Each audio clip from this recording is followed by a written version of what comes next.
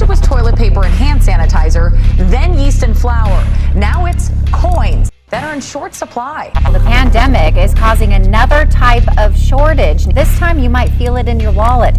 Millions of our fellow countrymen will lose that $600 weekly additional unemployment benefit. The United States and Germany have posted their biggest economic decline in decades. Over 30 million Americans on the verge of hunger. America is approaching some dark times, but no need for fear, because prosperity creates monsters and adversity creates men. Have faith and look the world in its eyes. A national coin shortage is here. This goes into the digitized dollar, which was introduced by Nancy Pelosi during the beginning of the pandemic. It is quite coincidental, the timeline of this collapse. President Trump gets into office, economy booming, worldwide lockdown, economy crashes, introduction to the digitization of the dollar, coin shortage. What is really going on? No work, unemployment. Nearly 50 million Americans filed for unemployment, with roughly 1.3 filing for the first time this month. The GDP is the worst it has ever been in history. It is worse than the Great Depression and the Great Recession. Gross Domestic Product, GDP, plunged 32.9%, the worst it's ever been. Inflation has come to America. This is why food and candy is more expensive. You buy a box of cereal, it costs more money, and you get less in the box. This is because of inflation. Goldman warns the US dollar as the world reserve is at risk 3 days ago, on Tuesday. This goes into the World War III scenario with China and the BRICS nation for dominance over the world currency.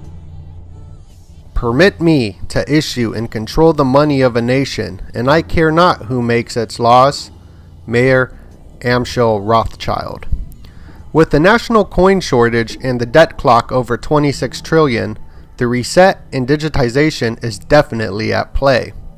This is why assets like gold and silver are hitting all new highs, and cryptocurrency on the rise as well. While your employment benefits are running out and the 600 unemployment boost has ended, risking millions of Americans to become homeless, big business still gets bailed out with millions of dollars. We are facing the greatest depression America has ever witnessed. Men's Warehouse files for bankruptcy because people wear sweats at home and don't need suits because the jobs are gone. Gold prices have been hitting record highs, passing 2,000 over the weekend. NASDAQ hits all-time high today and people celebrate. Not understanding this has no correlation with the economy. This is because of inflation. Inflation, a general increase in prices and fall in the purchasing value of money. As Morgan Stanley warns of a spike of inflation because Congress is in the money supply driver's seat, stating, Congress is now a critical player in driving money supply growth, given that the Fed has already committed to expanding its balance sheet as much as it's needed to support the recovery.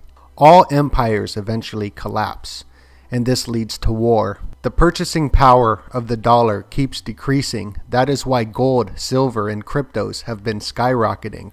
Not because they are worth any more, but because the dollar is lowering in value. We see this at the supermarket, as we see how expensive it is to buy food, and we are getting less of it.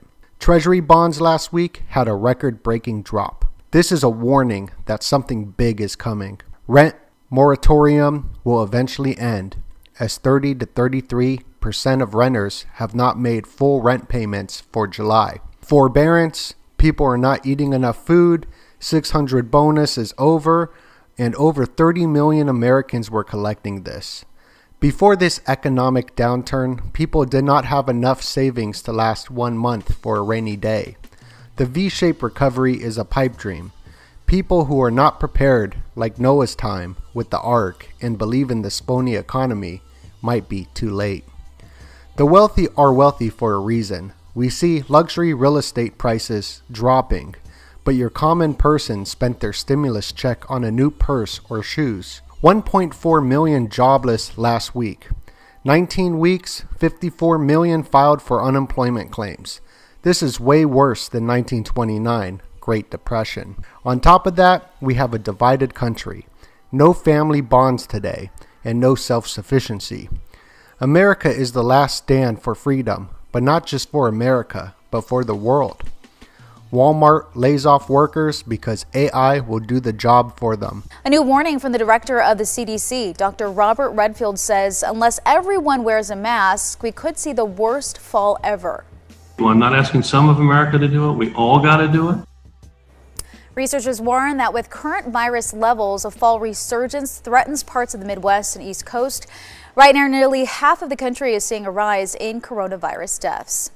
The pandemic leveled the U.S. economy in the second quarter of this year, leading to the worst collapse since the Great Depression. The gross domestic product, which is a broad measure of the country's economic activity, fell by 9.5% between April and June, when much of the country shut down.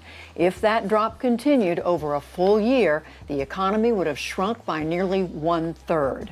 Parts of the economy have clearly improved, but the initial recovery may be slowing. Weekly jobless claims were up again to 1.4 million. It is the 19th straight week of 1 million plus claims. Let's look now at the state of the economy with Ken Rogoff. He's an economist at Harvard University and the co-author of a widely cited book on financial crises. This time is different. Ken Rogoff, thank you for joining us again. Worst decline in a quarter ever. Just how bad is this? No, I mean, it's stunning. We're looking at Great Depression type numbers. Of course, we knew we had a very bad quarter, but we were hoping by now the virus would be calming down and things would be coming back. But we haven't tamed it, at least not nearly the extent Europe has or Asia has. And so I think it's still going to be very difficult for the next 6 months or more. So you're saying that there's a direct, absolute connection between the economy and this virus? Oh, absolutely. This is a health crisis that spills over into an economic crisis. And if you don't fix the health crisis, people aren't going to want to go out. We're not going to have the economy come back. It doesn't mean nothing can happen and we can't function. We will learn to live with it, but we shouldn't have to. And, you know, they should do giant stimulus. They should protect people, but there's nothing they could do that would help as much as some basic things like improving testing, requiring people to wear masks. Eventually there'll be a vaccine, but I don't know when that's going to be. So yes, as long as the virus is raging, I just don't see how the economy can come roaring back.